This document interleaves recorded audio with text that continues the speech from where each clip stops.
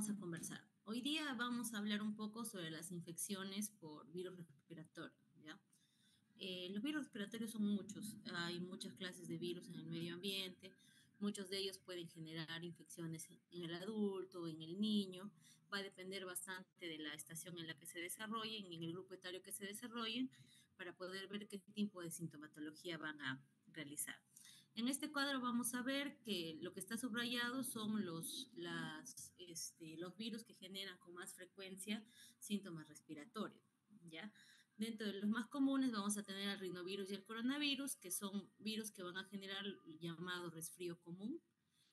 Vamos a ver que pueden generar neumonía, sobre todo en pacientes pequeños o en pacientes que tienen algún tipo de patología de fondo. Y estos de aquí son los que se relacionan mucho o tienen mucha relación con la exacerbación de los procesos asmáticos, ¿ya?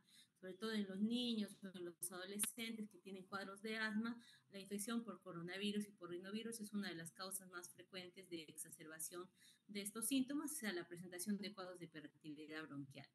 Vamos a tener también el virus de la gripe A, virus de la gripe B, vamos a tener el virus de la influenza, vamos a tener en niños más chiquitos el virus sincitial respiratorio, que es en niños muy pequeños, va a presentar cuadros de neumonía, cuadros de bronquiolitis, y vamos a tener cuadros de adenovirus, que también en niños muy pequeños van a presentar brotes de enfermedades, sobre todo de faringitis, cuadros de herpes simple, va a generar sobre todo en niños, ¿no?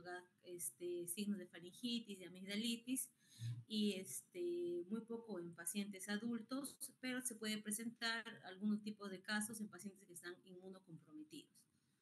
Vamos a hablar sobre el resfrío común, ¿ya? El resfrío común va a estar generado por varios tipos de virus. Vamos a ver que los virus más importantes que genera el cuadro de resfrío común va a ser el rinovirus. El 50% de los casos va a estar generado por el rinovirus y un 10% de los casos va a estar generado por el coronavirus.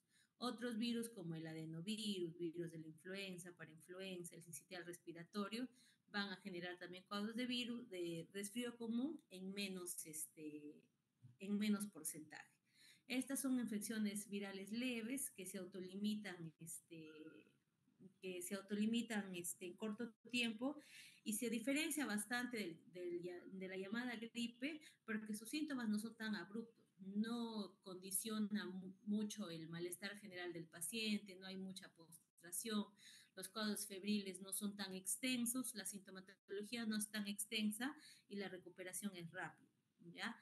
Se dice que los niños pequeños, los niños chiquitos, pueden sufrir hasta 8 resfríos al año y los adultos pueden sufrir entre 2 a 5 resfríos al año, por lo que su repetición recurrente genera aumento de la morbilidad, ¿no? Hay un aumento de la morbilidad, hay un aumento del uso del sistema sanitario por el cuadro repetitivo de esta patología.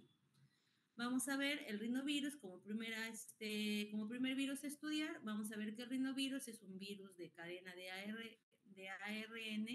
que va a tener que va a contar con estas proteínas, el BP2, el BP1 y el BP3, que son las proteínas que están alrededor de la estructura del virus, que van a servir o que van a ayudar a que este virus penetre dentro de la membrana celular. Vamos a ver que este virus va a replicarse a buenas temperaturas, entre 33 a 35 grados centígrados, que es usualmente la temperatura que se encuentra dentro de las fosas nasales y las vías aéreas superiores. Y vamos a ver que el contagio se va a hacer por medio de las secreciones nasales, ¿no? Entonces, si yo me he tocado la nariz, tengo mis secreciones nasales contaminadas, toco a otra persona o con mis manos contaminadas de secreción nasal toco objetos y otra persona toca esos objetos, se pueden contagiar del rinovirus.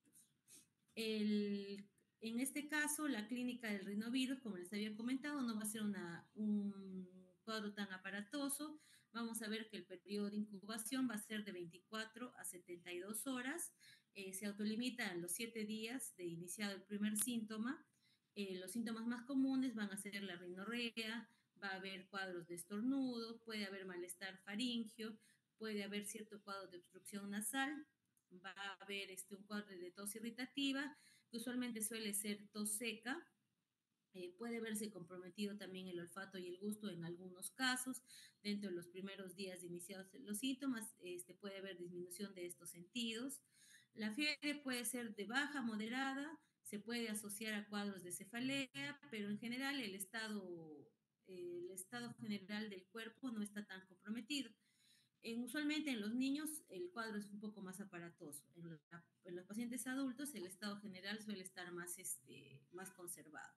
Vamos a ver que en algunos casos se puede complicar con cuadros de otitis aguda, media, y también se puede complicar con cuadros de sinusitis. Esto porque se puede generar una obstrucción de la trompa de Eustaquio, lo que va a dificultar el drenaje del oído medio, y también puede haber una obstrucción del drenaje de los senos paranasales, lo que va a generar cuadros de sinusitis.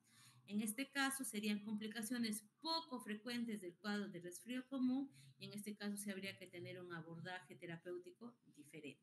Como ya habíamos comentado, tanto en niños como en adultos, el rinovirus va a generar cuadros de exacerbación del asma, y en pacientes que tienen factores de riesgo, ya sea pacientes asmáticos, pacientes que tengan algún problema pulmonar como EPOC, con EPID, cuadros de bronquiectasias, podrían desarrollar cuadros de neumonía, pero es poco común también. El diagnóstico con respecto a este tipo de virus, realmente hacer un diagnóstico a través de un panel viral no es muy útil, debido a que el tratamiento y el pronóstico de la enfermedad no va a cambiar con el rasgo del virus, ¿ya? Así que las técnicas de amplificación de ácidos nucleicos, que son los que van a identificar el virus, no son de utilidad, no va a mejorar el pronóstico, no va a cambiar el tratamiento, así que no está recomendado hacerlo en la práctica diaria. Tratar de diferenciar el rinovirus de otros virus por la sintomatología clínica tampoco es muy posible, porque se parecen los síntomas entre virus, los síntomas que se producen son muy parecidos, entonces hacer un diagnóstico específico por el cuadro clínico tampoco se va a poder hacer, y en este caso lo más importante sería tratar de diagnosticar las complicaciones, ¿no? Si yo tengo un paciente que tiene ya 5 o 6 días con un cuadro catarral y veo de repente que el paciente empieza a tener dolor de oído, empieza a ver supuración a través del conducto auditivo externo, pensar en una otitis, o lo mismo, ¿no? Si empieza a ver una secreción purulenta a través de las fosas nasales, tratar de identificar esos cuadros para poder dar un tratamiento apropiado, porque estamos pensando que hay una sobreinfección bacteriana. ¿Cuál sería el tratamiento? Pues el tratamiento va a depender bastante de los síntomas, ¿no? Si mi paciente tiene fiebre o presenta cefalea o malestar general, podemos utilizar analgésicos, antipiréticos. Si el paciente llega a presentar tos, vamos a ver qué tipo de tos tiene, ¿no? Si tiene tos seca o tiene tos productiva, de acuerdo a eso vamos a dar jarabes para tos seca o jarabes expectorantes, mucolíticos, que nos van a ayudar. Los antihistamínicos son muy útiles por el cuadro de rinorrea, también por el cuadro, estos pacientes generan mucho una secreción de escozor a nivel de la garganta, lo que ellos llaman garraspera.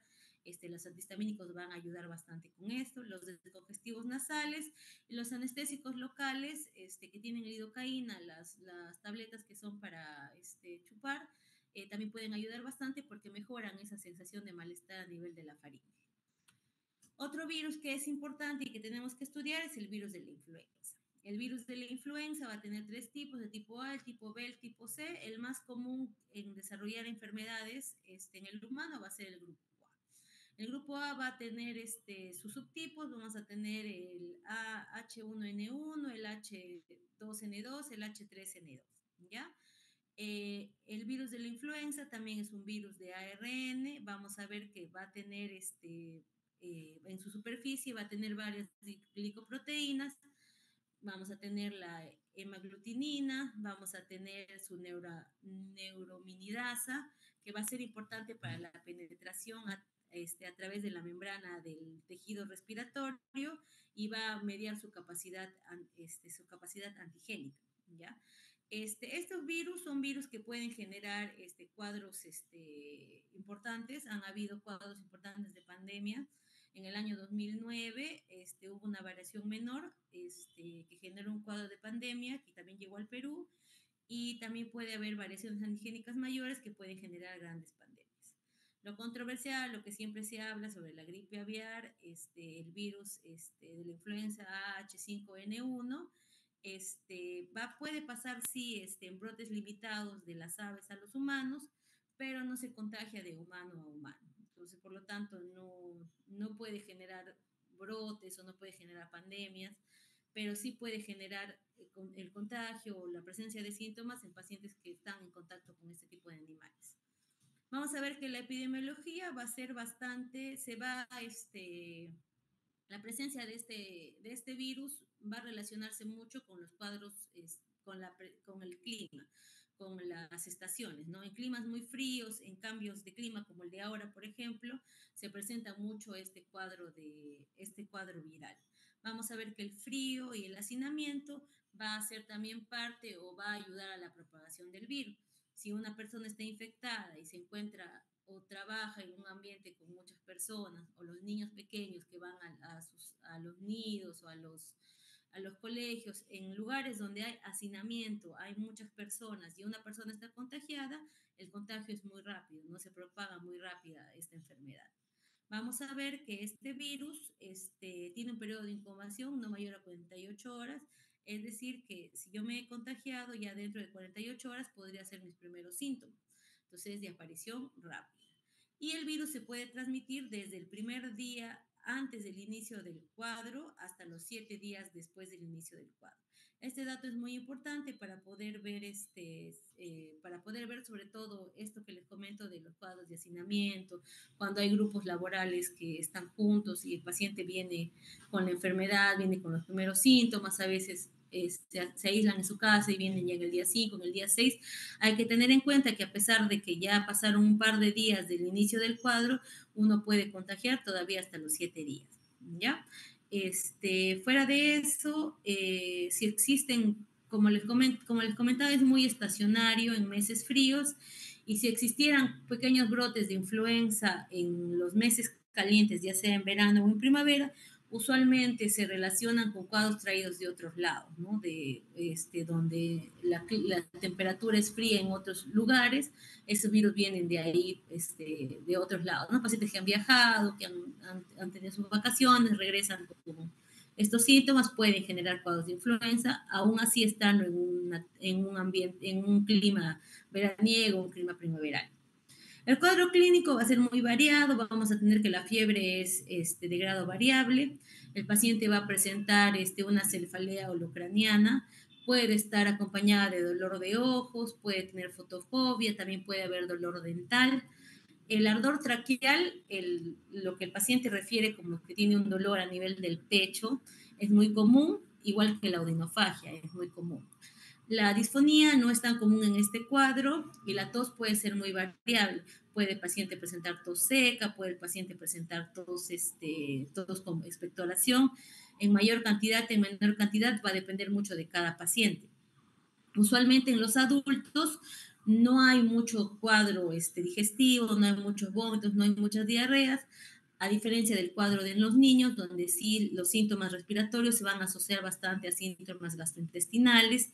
Va a haber mucho malestar general, dolor muscular, va a haber artralgias. Y en los pacientes que no están inmunocomprometidos, la mayor parte de veces los pulmones están libres, la saturación no va a bajar, no se va a producir cuadros de bronquitis ni cuadros de neumonía. En los pacientes que tienen factores de riesgo, que ya lo vamos a ver más adelante, sí se puede generar cuadros de neumonía, y cuadros de neumonía que progresan muy rápido.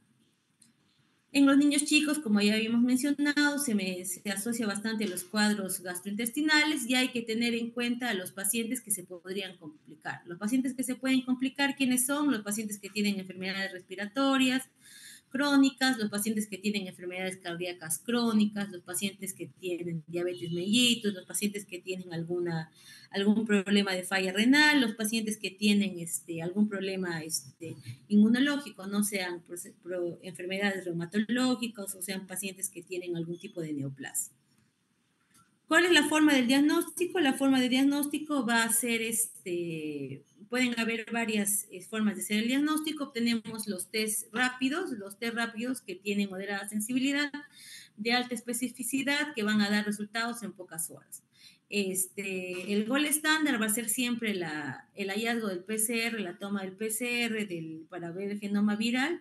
Este de aquí es altamente sensible y específico, pero no se hace en un solo panel. Es decir, que yo no pido hallar el virus de la influenza solo, sino que se hace con los demás virus. No es un panel viral grande que va a tener todos los virus que hay en el ambiente y se va a poder hacer se va a poder pedir este panel, y dentro de este panel podemos encontrar la influenza. También podemos hacer la inmunofluorescencia directa, que también tiene buena sensibilidad, pero es más lenta. En este caso, es importante hallar el cuadro, detectar si es que mi paciente tiene influenza o no tiene influencia. Sí va a ser importante, pero en los casos, en los pacientes que tienen enfermedades respiratorias, en los pacientes en los que tienen predisposición a hacer insuficiencia respiratoria, a hacer cuadros de neumonía, ¿ya? En los pacientes que tienen cierta predisposición, como los pacientes, como hemos mencionado, con diabetes, los pacientes que tienen enfermedades pulmonares crónicas, los pacientes obesos con enfermedad renal, pacientes adultos mayores, en estos casos, sí va a ser necesario aislar el virus. En los pacientes que no están inmunocomprometidos, un adulto competente, un adulto sano, que no tiene ningún factor de riesgo, no vale la pena tampoco hallar el virus porque va a pasar el cuadro, ¿no? El cuadro va a ir mejorando con los días, va a ir habiendo mejora de los síntomas, no va a haber tendencia a tener una mala evolución. En cambio, en estos pacientes que sí tienen que tienen estos factores de riesgo, sí vale la pena hacer el aislamiento del virus y de forma temprana para poder dar tratamiento de forma temprana.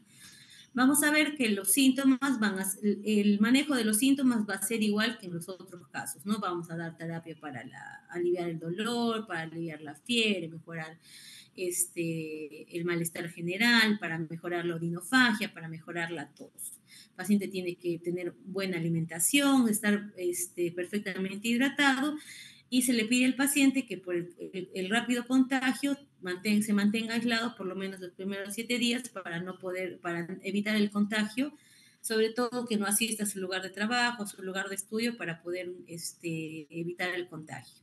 Fuera de eso, vamos a fijarnos mucho en la fiebre, ¿ya? Lo que solemos recomendar siempre que un paciente tiene fiebre en los cuadros virales es, sobre todo en cuadros de influenza, es tratar de no dar los antipiréticos de forma horaria. Cuando damos antipiréticos de forma horaria, lo que hacemos es enmascarar si la fiebre está presente o no está presente, porque como estamos con medicación cada 24 horas, no se va a manifestar la fiebre. Tratemos de dar siempre los antipiréticos solamente si se presenta el cuadro de la fiebre, así podemos hacer un monitoreo.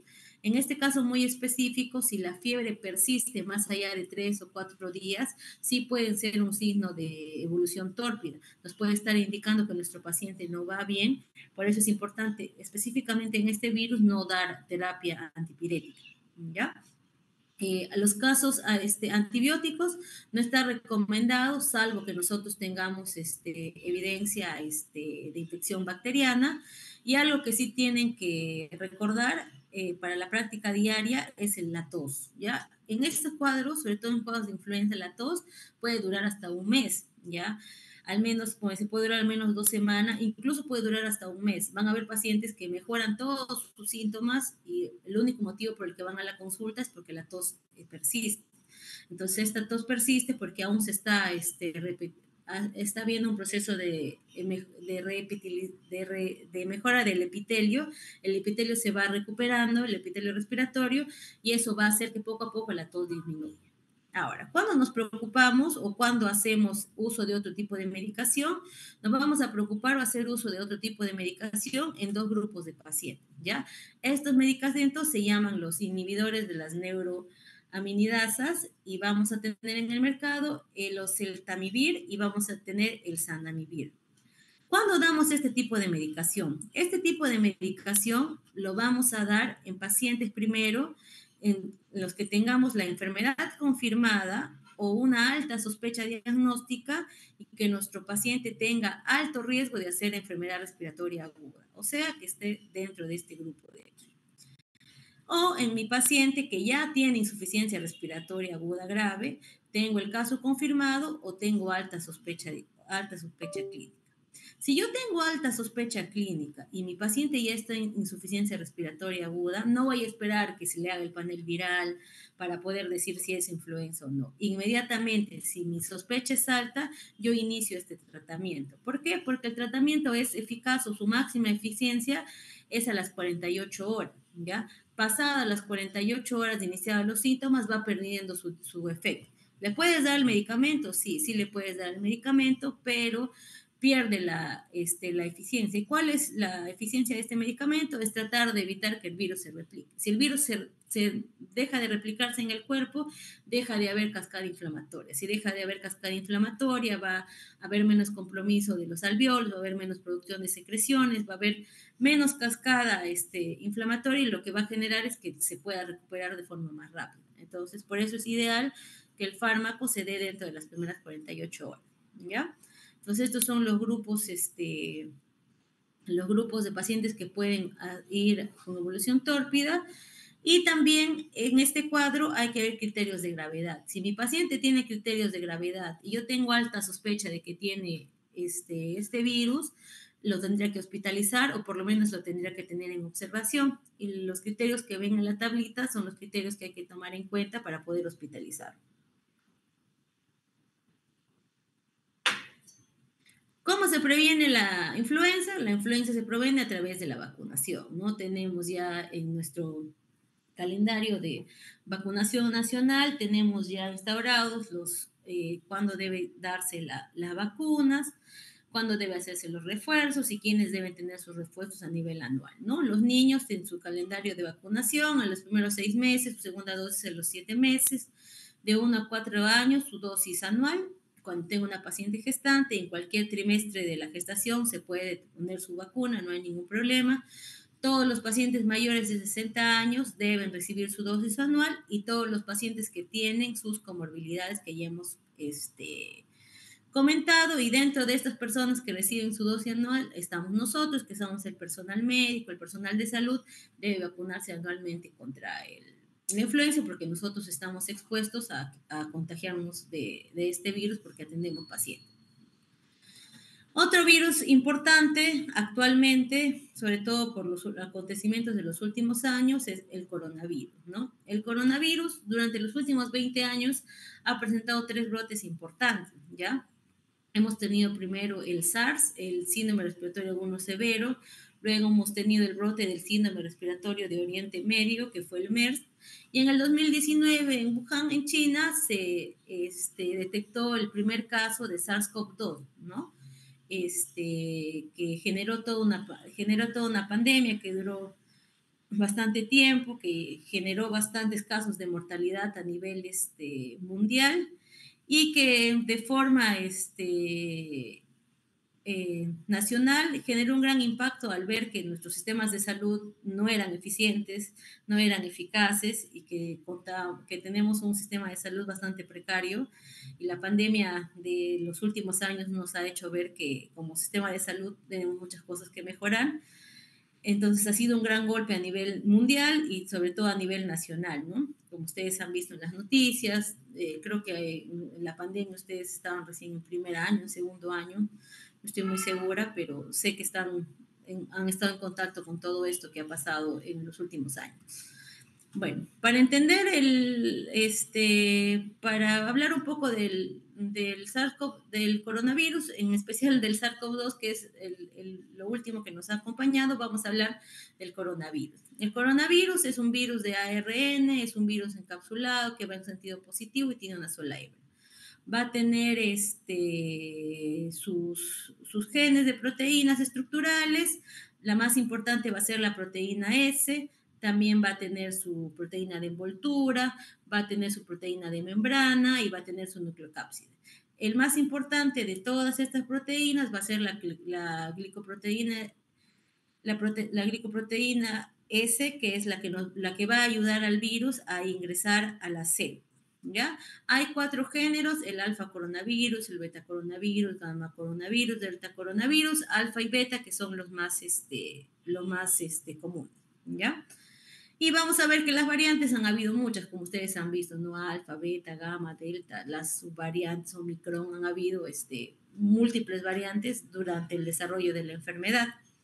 Entonces, para entender el coronavirus, vamos a basarnos en el SARS-CoV-2, ya en el que generó la pandemia del último año. Vamos a ver que la infección por SARS-CoV-2 va a tener 3 fases. Primero, vamos a ver que el virus ingresa por la cavidad nasofaríngea, ¿ya? Al ingresar por la cavidad nasofaríngea, puede generar, si solamente se queda en la cavidad nasofaríngea, lo que va a generar es de repente no generar ningún síntoma o generar síntomas que son leves, ¿ya?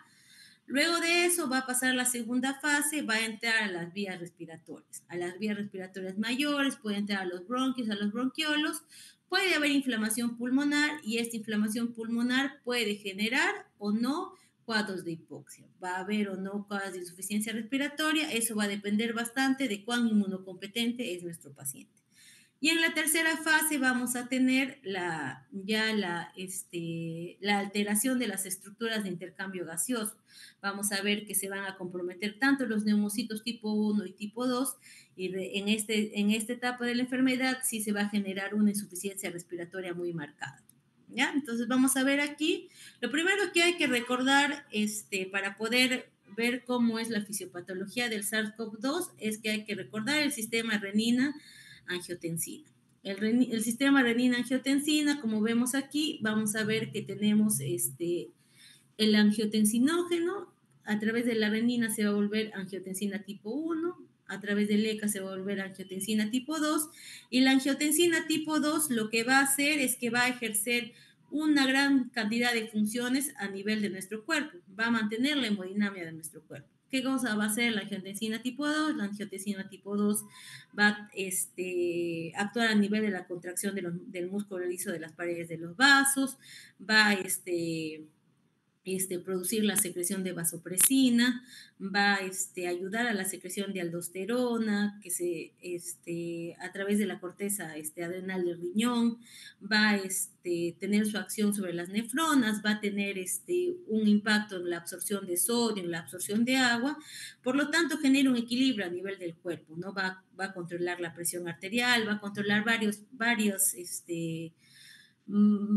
cosas a nivel de nuestro cuerpo. Pero cuando hay una sobreproducción de angiotensina 2, los efectos ya no van a ser positivos en el cuerpo. Va a haber elevación de la presión, va a haber retención de líquidos, va a haber un cuadro inflamatorio en el cuerpo, y por eso existe la ECA2. La ECA2 lo que va a hacer es degradar esta angiotensina en angiotensinasa 1,7, y por lo tanto la función de la angiotensina va a disminuir, no va a haber tanto efecto inflamatorio, no va a haber tanta vasoconstricción, y así se equilibra nuestro cuerpo. ¿Por qué es importante esto? Porque el SARS-CoV-2, a través de su proteína S, lo que va a hacer es unirse a la membrana del huésped a través del ECA2. Utiliza el ECA2 para unirse a la membrana a nuestra membrana celular, y al unirse a nuestra membrana celular lo que hace es usurpar su función. Quiere decir que la inhabilita y va a hacer que esta angiotensina 2 esté libre en todo nuestro cuerpo. Y por eso se producen todos los otros efectos que no son respiratorios, sino son de la presión, metabólicos, a nivel renal en nuestro cuerpo, porque esta enzima va a estar ocupada y no le va a hacer contraparte a la angiotensina 2. Entonces, el SARS-CoV-2 lo que hace, a través de su proteína S, se une al ECA2, y también se va a apoyar de una serina proteasa transmembrana de tipo 2, esta es la sigla. Entonces ambos van a ayudar a que el virus del SARS-CoV-2 se una a nuestra membrana. Se van a unir a nuestra membrana, van a haber procesos metabólicos aquí, una parte de esta proteína S va a quedar en exposición, ingresa a la membrana y se mezcla con nuestra célula. Entonces ahí el virus ingresa a nuestro cuerpo. Una vez que ingresa a nuestro cuerpo, lo que se va a realizar en nuestro cuerpo es un proceso inflamatorio. El proceso inflamatorio, ingresa el virus a nuestro aparato respiratorio, y en nuestro aparato respiratorio va a afectar a dos tipos de células, al neumocito tipo 1 y al neumocito tipo 2. Cada uno con su función, cada uno con lo que conlleva. Al afectar al neumocito tipo 2, lo que se va a producir primero es la disminución de la sustancia del surfactante. ¿Qué cosa hace el surfactante? El surfactante es lo que hace es que le da la estabilidad a los alvéolos, hace que los alvéolos no se colapsen. Es un tensoactivo. Entonces, si el neumocito tipo 2 está atacado, nuestros alvéolos se van a empezar a colapsar. Al haber esta invasión de los neumocitos tipo 2, se van a empezar a formar interferones, interleuquinas y va a haber una cascada inflamatoria que se va a empezar a formar en nuestro cuerpo. Lo otro que va a pasar es que se va a atacar el neumocito tipo 1. El neumocito tipo 1 lo que hace es generar una barrera protectora. Entonces, esta barrera protectora se altera y aún así, esto que genera que ingresen más virus y que la cascada inflamatoria sea más alta. Este tipo de virus lo que genera es un fenómeno llamado piroptosis. La piroptosis genera altas, la piroptosis indica, o lo que quiere decir la piroptosis es que hay una alta carga viral que se va a desencadenar, hay una alta carga viral, el virus se va a replicar de forma rápida, y esto va a generar muerte celular. Pero esta muerte celular va a seguir generando alta producción de carga viral, y eso se llama piroptosis. Y la piroptosis lo que va a hacer es que se libere de forma masiva muchos mediadores inflamatorios y va a haber mayor formación de sustancias inflamatorias. Esto va a hacer que el alvéolo se ocupe por sustancias inflamatorias y eso es lo que va a empezar a producir la falta de aire. Adicionalmente a esto, todo este cuadro de aquí lo que va a generar es la llamada tormenta de citoquinas. La tormenta de citoquinas, mediada por la interleucina 6, va a hacer que este cuadro inflamatorio sea mayor, que los alvéolos se ocupen de mayor forma, y todo esto va a generar la insuficiencia respiratoria que vemos en los pacientes con coronavirus, con el COVID-19. Entonces, ¿por qué no todos los pacientes se atacan o todos los pacientes tienen el mismo curso o el mismo pronóstico? Porque los factores de riesgo que se han estudiado, que se han visto para que se desarrolle todo esto, han sido claros durante la pandemia, ¿no? Los pacientes cardiópatas, los pacientes obesos, los pacientes de mayor edad, los pacientes que tienen enfermedades como la diabetes o problemas renales, los pacientes que viven, digamos, en una inflamación constante, son los que han sido más afectados por esta enfermedad, son los que llegan a este estadio, ¿ya? Esto es más o menos para ver la fisiopatología. A nivel de la epidemiología, en el 2023, el país que presentó más casos fue Estados Unidos, ¿no? De ahí le siguió la India. A nivel latinoamericano, el Brasil fue uno de los países que presentó también más casos registrados de COVID.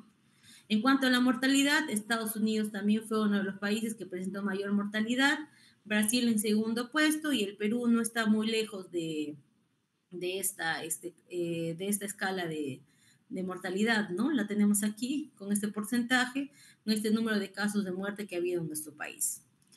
¿Cuáles son las manifestaciones clínicas? Las manifestaciones clínicas de SARS-CoV-2 dependen mucho de cada paciente y pueden ser, como ven en esta imagen de aquí, en cualquier parte del cuerpo, ¿ya?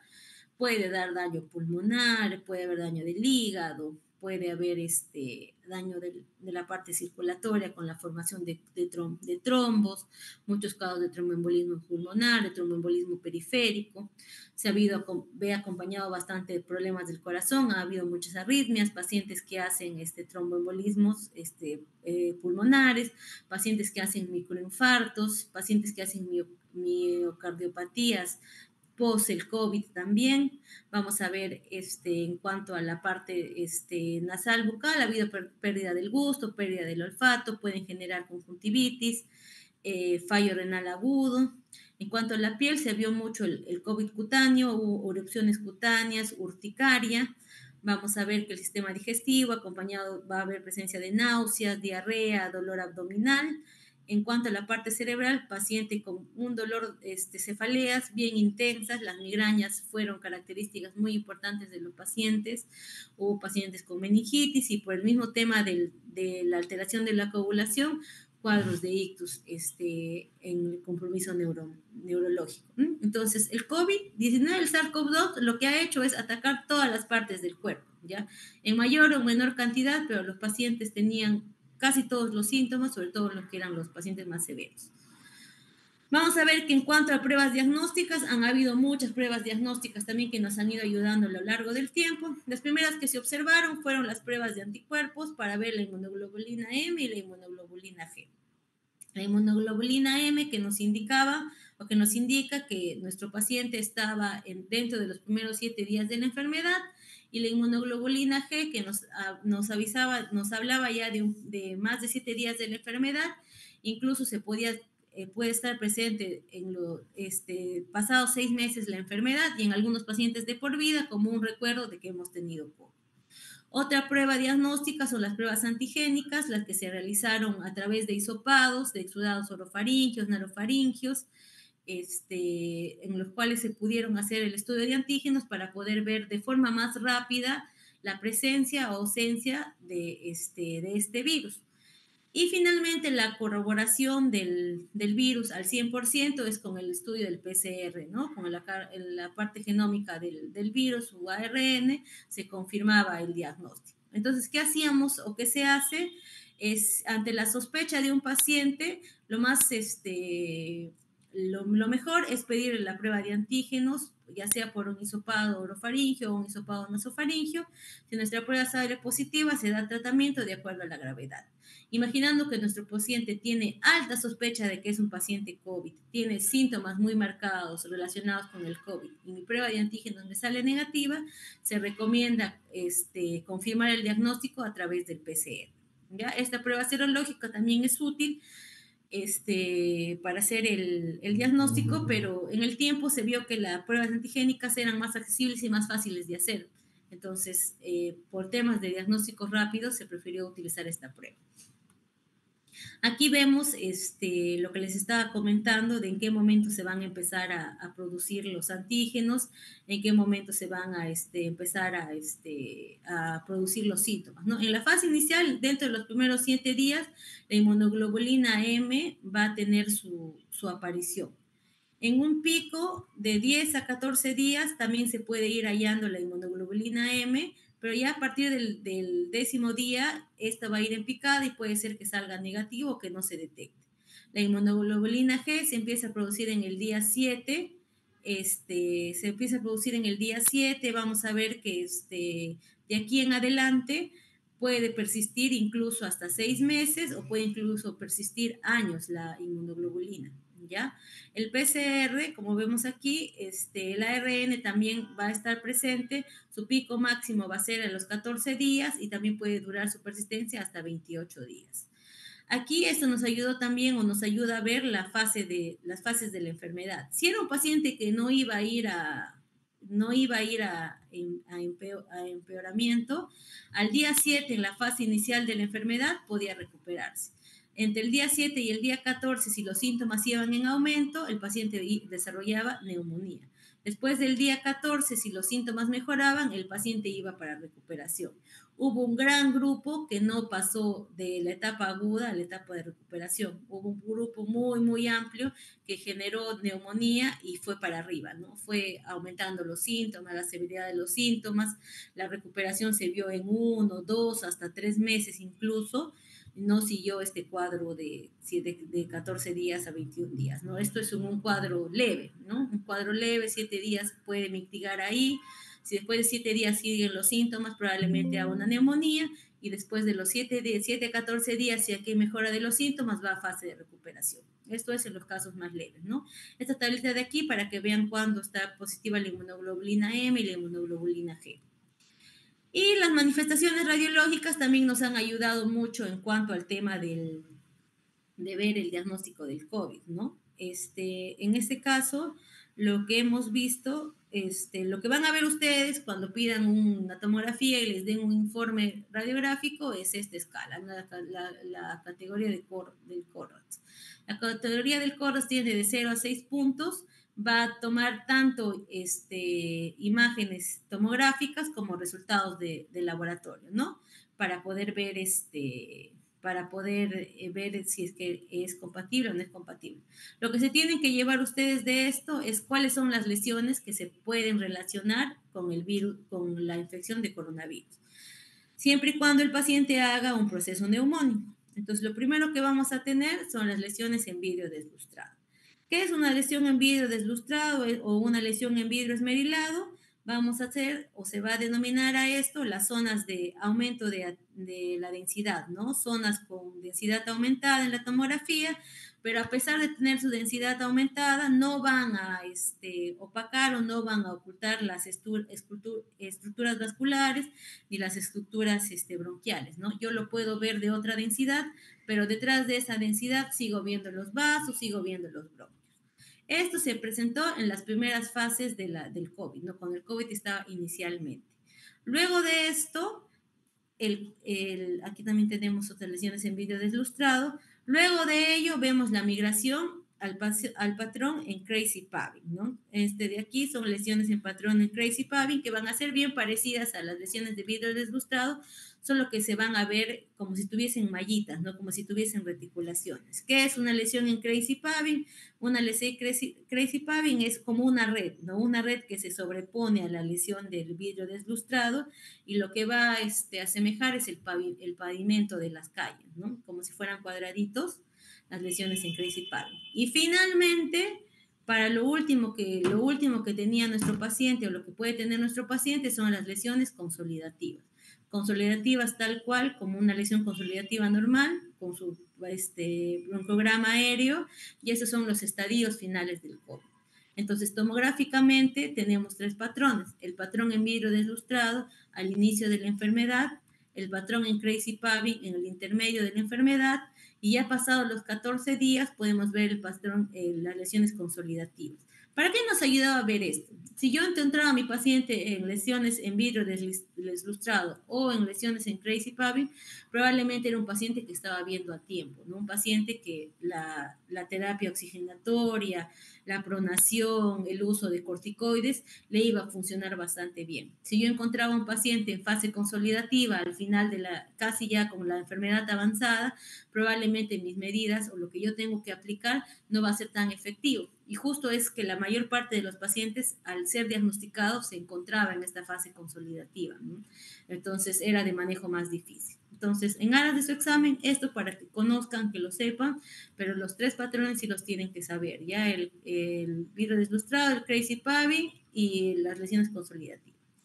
Ahora, la clasificación de la severidad ha cambiado también en el tiempo durante el COVID, para poder ver COVID severo, COVID leve, COVID moderado, va a depender bastante de cuánto se compromete el pulmón, ¿no? Asintomático no tiene síntomas, como su nombre lo indica.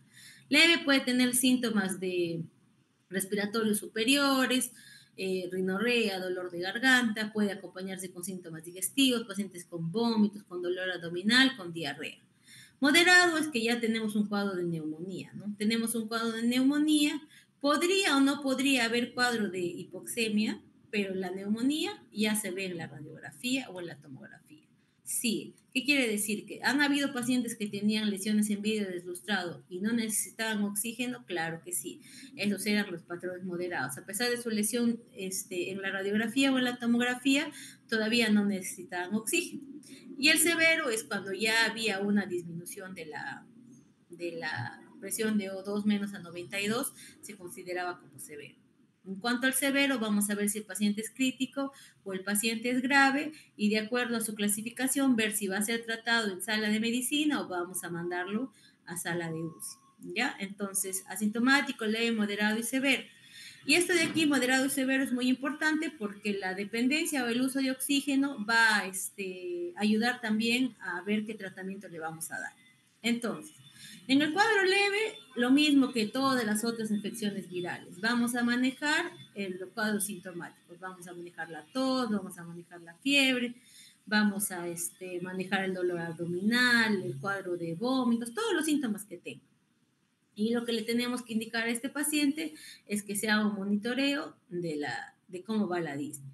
Idealmente, cada paciente con COVID en esa época tenía que tener su saturador para poder ver si la saturación caía o no caía. Y se le indicaba, no, señor, si su saturación llega a estar en 92 o menos, tiene que venir por emergencia.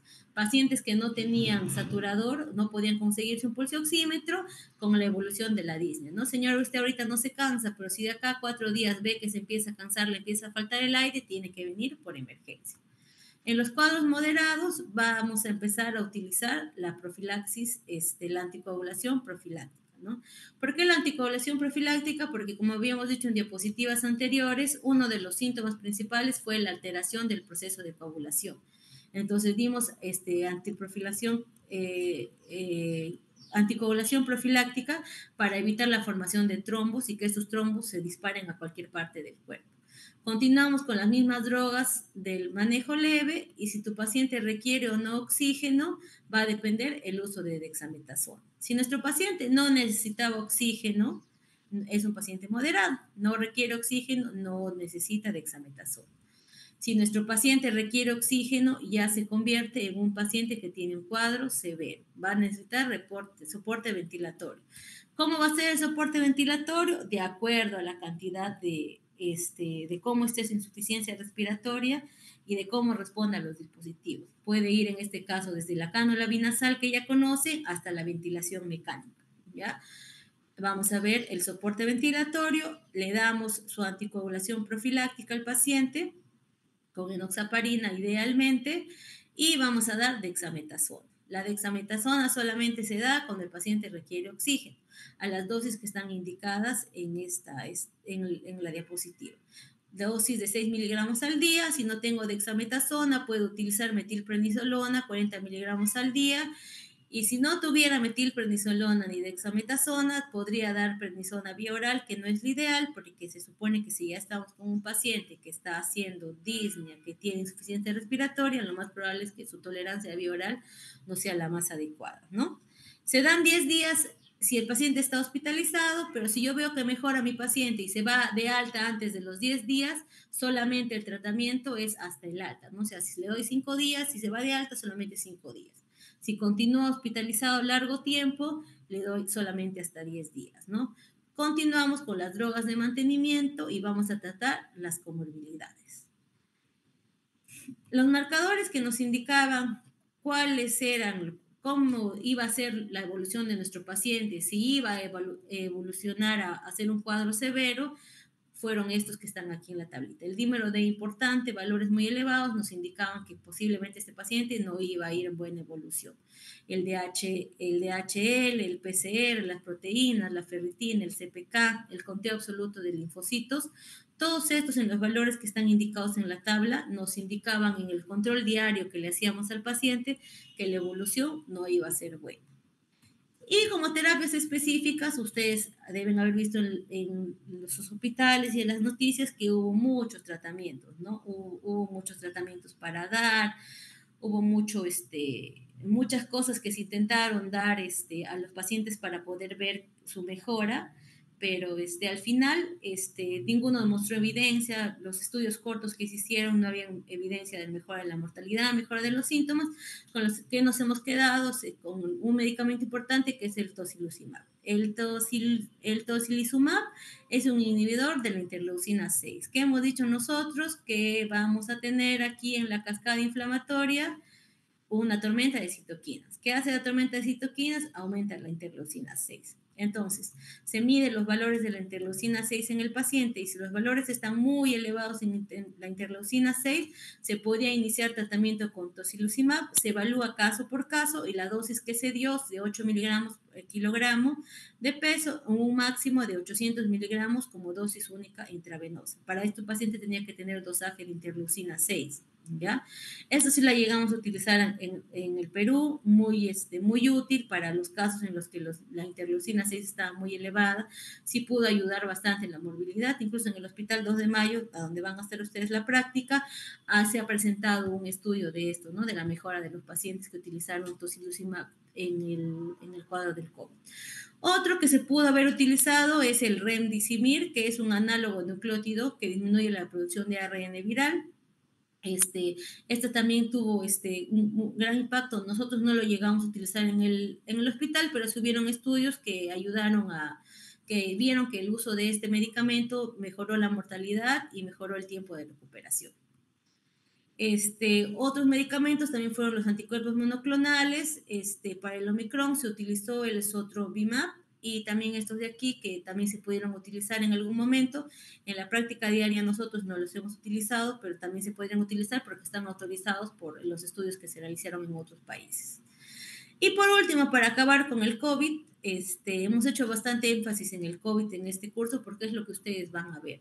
Actualmente van a ver que llegan pacientes con resfrío, o sea, de acá a un par de años cuando hagan consultorio externo, van a ver que van a tener pacientes que tengan síntomas, como los que hemos mencionado, dolor de cabeza, dolor de estómago, dolor, cefalea, dolor de garganta, odinofagia, y probablemente sea COVID. ¿Qué es lo que le va a hacer la diferencia a su paciente? Es que probablemente su paciente ya esté vacunado, ¿no? Ya tenga sus dosis completas de vacunación, pero ustedes van a tener un grueso de pacientes que no se han vacunado. Hay muchos pacientes que no creen en la vacuna, pacientes que no han recibido su vacuna, entonces ese va a ser su grupo de pacientes que van a hacer neumonía y en los que les van a aplicar lo que hemos comentado ahora. Y el COVID lo que ha dejado son muchas complicaciones. El COVID va a tener, se va a conocer como COVID posagudo. El COVID posagudo lo vamos a definir como síntomas persistentes más de 4 semanas o si aparecen complicaciones tardías o largas. La secuela del COVID va a depender del órgano al que ataque. En la parte respiratoria, todavía no se considera como un tipo de PIT, el daño que ha generado la secuela del COVID, pero digamos que hace lesiones tipo reticulares, van a haber tractos fibróticos, pueden haber cuadros de bronquiectasias, pueden haber secuelas marcadas en el COVID. Muchas veces estos pacientes, sobre todo los que han tenido gran daño, se podrían comportar como pacientes con EPID, pero como les digo, actualmente no está catalogado dentro de un tipo de EPID, nada, solo lo consideramos como secuela post-COVID, ¿no? Una secuela pulmonar post-COVID, nada más. Y vamos a tener el COVID persistente o el long COVID. Este de aquí es muy importante porque este también va a venir a la práctica diaria de sus consultores. ¿Qué es el long COVID? Son los síntomas más allá de 4 o incluso 12 semanas tras la infección aguda sin la existencia de un daño de órgano irreversible.